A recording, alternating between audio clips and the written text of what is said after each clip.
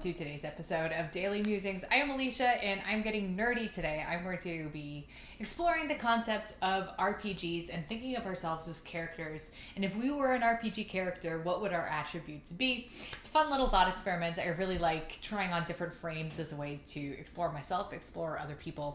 So this is going to be the frame. So for those of you who don't know, RPGs are role-playing games, and I'm not a gamer, so let's back this up a little bit. I was when I was young. So my role-playing game experience is pretty much limited to Final Fantasy and, Zelda, if you count that. So I'm coming at this from a kind of noob standpoint, but I do know a little bit about RPGs. I know a little bit about D&D.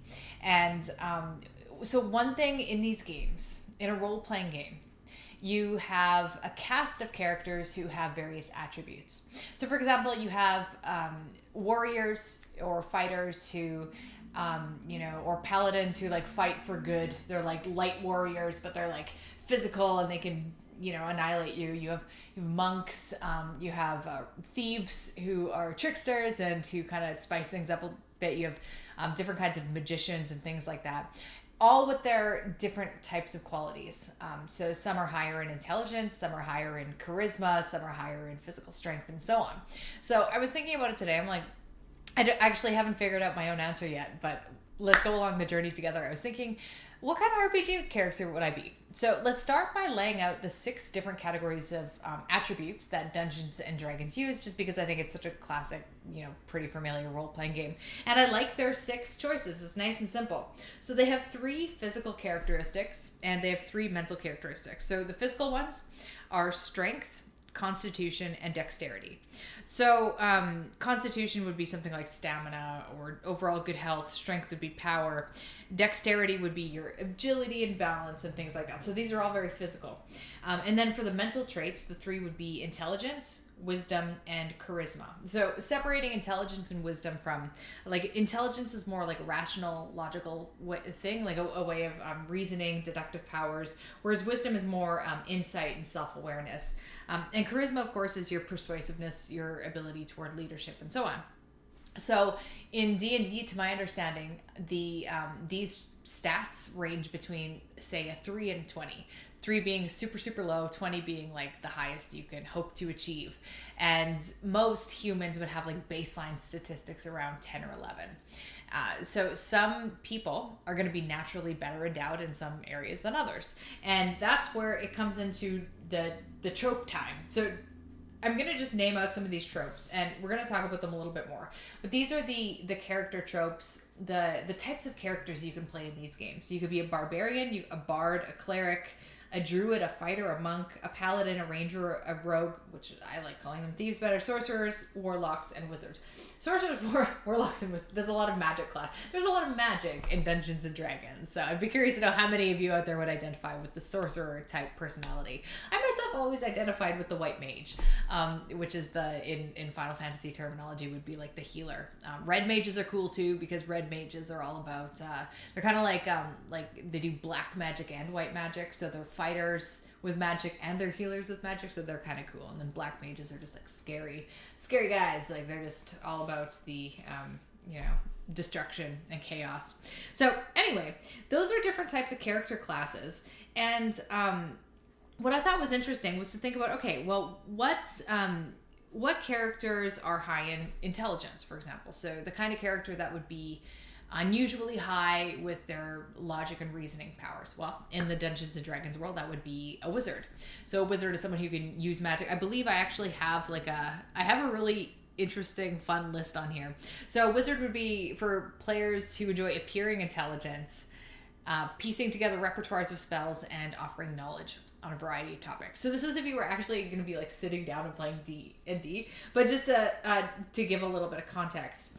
Whereas if you were interested in pursuing, say, a wisdom type character, that would be the role of like a cleric or a monk or a druid. So a cleric, for example, would be, I'm just scrolling on my list. If you wanted to play that kind of character, you'd love big goals. You'd love to wield big weapons.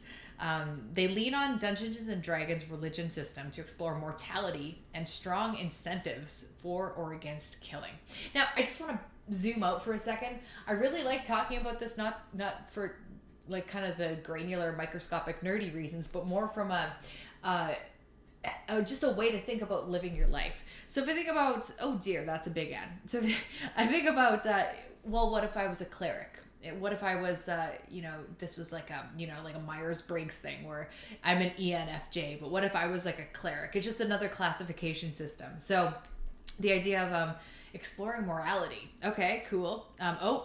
It says mortality, but I like both, and strong incentives for or against killing. So clerics are like the good versus evil people. I'm like, that's kind of interesting. Whereas a druid are for people who love animals, enjoy resourceful magic-based solutions to complicated questions, and want to stand up for what they believe in. So maybe a druid would be something a little bit more like people who like playing with spirituality, who like using more of a subjective reality lens, whereas someone who like a wizard type character would be someone who is very scientific, someone who is always rational, who's not spiritual or woo-woo in any sense, even though the name wizard obviously a little bit of a different implication in our real world. And then there's some other fun ones, like if you wanted to be a bard is like the artist or the musician. These are highly charismatic characters, and they're for people who love to role play and enjoy talking their way out of problems. They're a good class for natural-born storytellers, and they don't play the game of life, if we're using it in this context, for combat. So bards aren't about like good and evil. They're about storytelling, just kind of the joy and the juice of being alive on this planet. And then, of course, you have barbarians, who are basically combat strategy, high adrenaline. They put themselves in risky situations. So these are like the kind of like the brute force type people of the world.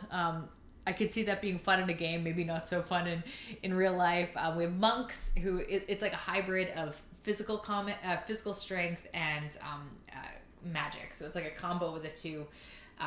So fighting only when it's worth it, following cultural traditions, and coming up with full and involved backstories is kind of a fun one. Maybe just a couple more. So the thieves would be for people who want to be the first to smell danger, steal things, fight using precision and planning rather than brute strength, and they blur moral lines. So anyway, I've been having a lot of fun going through this. If I were to think about my own stats now, if I was thinking like out of like between 10 and 20 perhaps, I think that my strength and dexterity would be pretty baseline average. My strength might be lower than average. I'm not a particularly strong person, but I'm sturdy. I got a good constitution. So maybe I'd say my constitution's like a 13 or something like that. It's like I got like sturdy Ukrainian blood. I don't get sick very often, but not very strong on the physical attributes. On the mental attributes, I think I do a little bit better. I think I would have, if I were to decide between intelligence, wisdom, and charisma, out of the three, I'd be lowest in intelligence because I don't have very strong deductive powers. I'm not very good at logic. It's not that...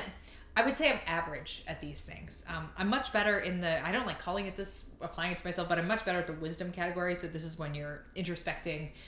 This is for insight, self-awareness, perception. That's much more my jam. So that would probably be my highest category, which would make me a druid or a cleric or a monk. Definitely not a monk because I'm not like gonna go into battle. I'm not a very physical person, but druid or cleric, okay, yeah, battle of good versus evil, or being being one of those like spiritual woo-woo people who live in subjective reality. I could like kind of get on board with that.